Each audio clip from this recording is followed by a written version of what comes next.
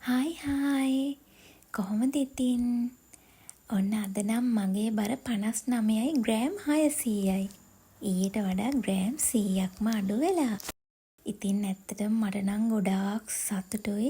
දවසින් දවස පොඩ මගේ බර අඩු වෙනවා දකිද්දි.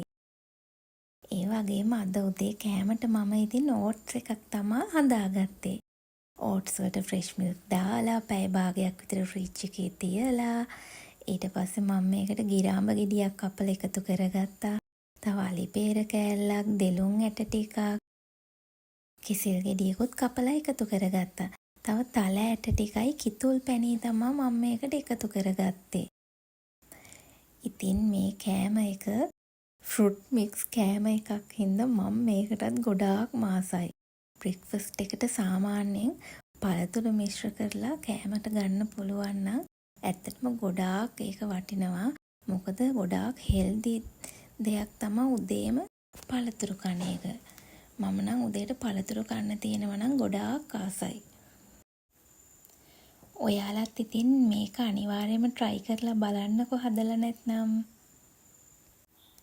අද දවල් කෑම එකට මම එකතු කරගත්තේ රතු සූදුරු බත් එක්ක පරිප්පු කරි එකක් හදලා ඒ වගේම ගෝවා ලෝණු මික්ස් කරලා තෙම්පරාදු කරලා අනුගකොළ සම්බෝලයක්. ඇත්තටම මේ අනුගකොළ සම්බෝල හරිම රසයි. තව තම්බපු බිත්තරේකුත් මම මේකට එකතු කරගත්තා.